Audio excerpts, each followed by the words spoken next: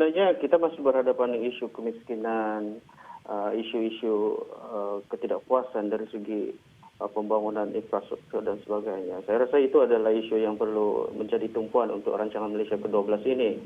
Mungkin dari segi jumlah dana yang disumbangkan untuk pembangunan yang lebih menyeluruh di Sabah. Kita melihat isu-isu tentang connectivity internet di hampir keseluruhan kawasan di Sabah dan Sarawak ini. Kita tidak hanya membincangkan tentang masalah connectivity internet di kawasan bandar, tapi rasanya di bandar pun mengalami benda-benda tersebut. Selain itu, mungkin juga kita perlu memberi ruang kepada pembangunan ekonomi yang lebih menyeluruh di kalangan rakyat Sabah. Saya rasa itu adalah isu yang paling penting ditekankan dalam rancangan Malaysia ke-12 ini. Dan apa yang paling penting itu lagi ialah tentang keseimbangan jumlah dana yang perlu diberikan kepada Sabah dan Sarawak.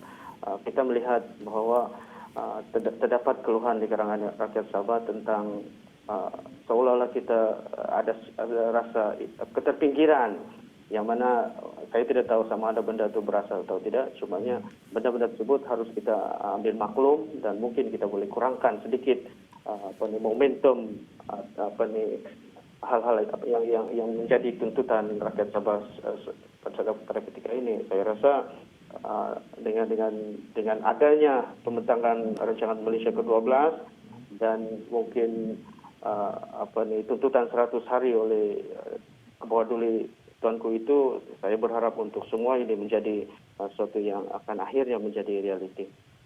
Itu harapan kita. Ya, Dr. Romzi, akhir sekali, untuk MOU yang akan ditandatangani pada sebelah petang nanti di antara kerajaan dan juga Pakatan Harapan, tetapi Parti Warisan tidak berada di dalam kelompok ataupun kerjasama itu.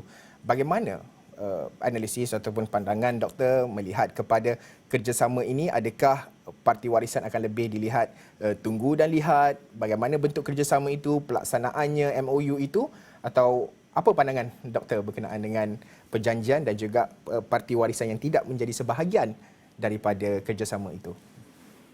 Baik, saya melihat bahwasanya MOU bipartisan yang akan ditandatangani petang ini sesuatu yang bersifat lebih inklusif. Kita tidak boleh memberi ruang untuk pihak-pihak tertentu merasa dipinggirkan.